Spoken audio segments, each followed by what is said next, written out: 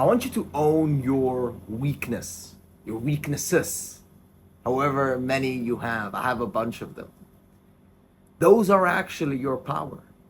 ADHD, great. It's going to be great for sales calls. Because when you have ADHD, you're able to focus extremely well on one thing if you actually care about that thing. And especially if it is a conversation with another person. You're able to talk, you're able to listen, but you just need to cultivate that energy towards the right thing. You need to really care about what you're doing and understand your why. And when you do that, you will be able to maintain your focus. I'm someone that has a big amount of ADHD. So sit me down in front of a computer and I'll be distracted instantly. But put me in a conversation that I'm genuinely interested and curious about. I have so much energy to talk to that person and be there and listen to them. I want you to think of the movie 8 Mile by Eminem. And that point where, they were doing the rap battles and Eminem was running a little bit out of, what do I say to this dude? And he thought of the genius idea of, you know what I'm gonna do? I'm gonna share and expose all my weaknesses.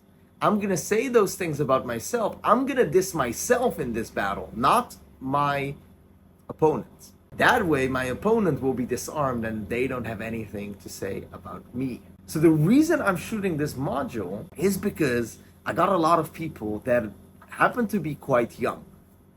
Or maybe their English isn't the best. Whatever it is. First of all, if your English isn't the best, I want you to know you don't have to necessarily do high ticket sales in English. You can sell for a product in your native language by applying the skills and principles I'm teaching you to that market.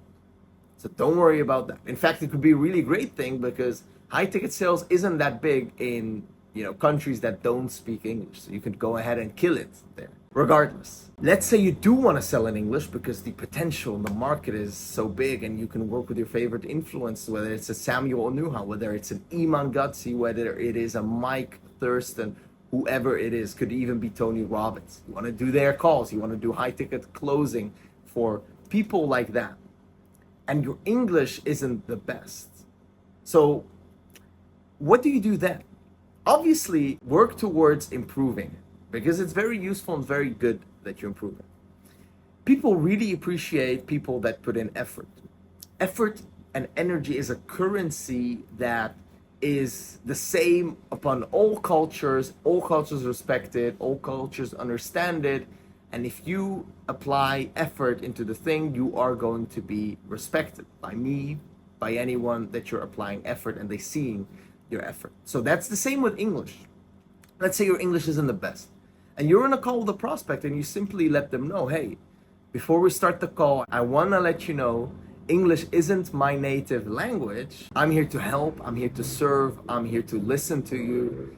So please excuse me if, at one point during the conversation, I'm out of words and I'm not able to reply in the most eloquent way, but it isn't my native language, so yeah, please bear with me. And if you say this to a prospect, they're gonna really appreciate and respect it. If you have a heavy accent, for example, you might think that's a negative thing, but it isn't. It actually makes you human. And right now, these days, people are sick and tired of these sleazy salespeople that are way too smooth and way too perfect. And people want to talk to an actual human being, especially with the AI revolution and what is going on right now. People don't want to be talking to an AI. People don't want to be talking to a robotic person, a too perfect person. They want to be talking to a regular human being. So if you're a person with broken English and you got like a little accent, it's fine. Don't worry about it. Own it. Don't hide.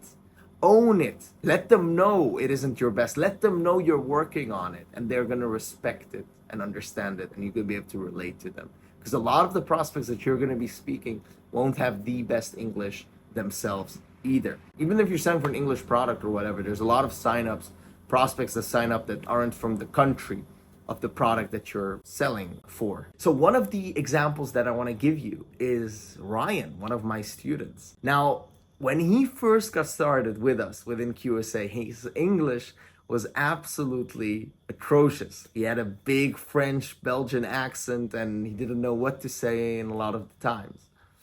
But as he started doing a lot of role plays, as he eventually started hopping on interview calls with business owners, and he eventually started doing the actual sales calls, his English became really, really good. Night and day difference. Are there persons here that calls in Us. French? Because we had that in the past, that there was a Palestinian guy and he didn't get access to Stripe or other payment processors, so we refund the money because like it's not his fault, he can do nothing with it. But it's very difficult sometimes on those calls. And he is a live example of someone that had broken English, improved his English by being within this environment, by doing the role plays, by attending the QSA live calls, by doing the sales calls, working on himself, and it got better. But in the meantime, obviously, while he was getting it better, he was giving the prospects the disclaimer that his English isn't the best, and he was embracing it fully, and it was totally fine with the prospects, and it actually gave him a human element. And the same thing is actually for my other student, Daniel, who also had broken English, and now it's getting way better and way better and way better the more he is practicing and speaking it. And right now he's even making YouTube videos, and right now his English is actually really, really good. Another aspect is age. So I have a lot of guys that join me and they're quite young. For example, Salah, he joined QSA when he was just 15 years old. And he had this limiting belief in his mind of, if I'm 15, will people take me seriously on my calls? Will, the business owner take me seriously? I'm just a 15-year-old kid. Like, what do I do?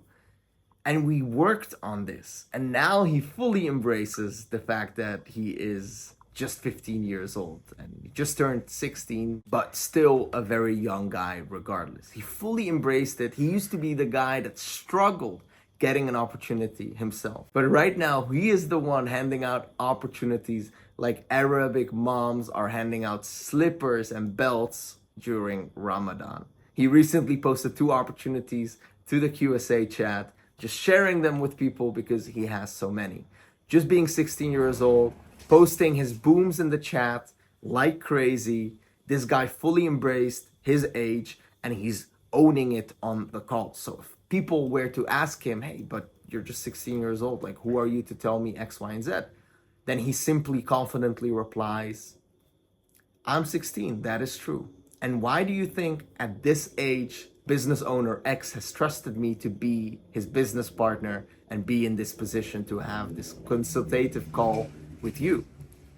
That's all he has to say in a very confident way. And the prospect is like, well, this guy might be 16, but nowadays in this day and age, very young people are very, very, very far ahead in life compared to, how it used to be in the past. You look at TikTok and Instagram, you see 12-year-olds, millions of followers, making millions of dollars every single month. Today's age changed. So if you happen to be young watching this video, I'm here to tell you it is possible. Salah has proof. And if you happen to not have the best English, don't worry. Most of my students actually don't speak perfect English, including myself actually.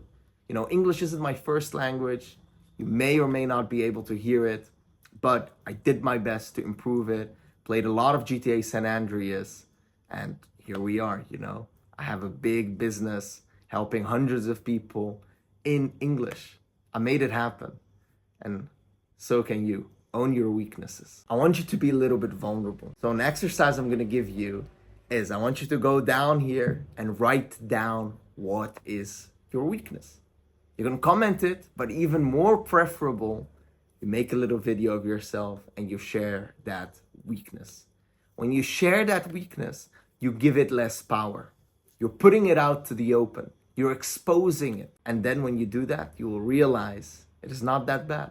So go ahead, go down, write down your biggest weakness, and preferably make a little video and share with us that video and post it in the exercise down below of your biggest weakness, and also how you are going to own that weakness. Good luck, and I'm really looking forward to seeing it. Thank you in advance for doing it.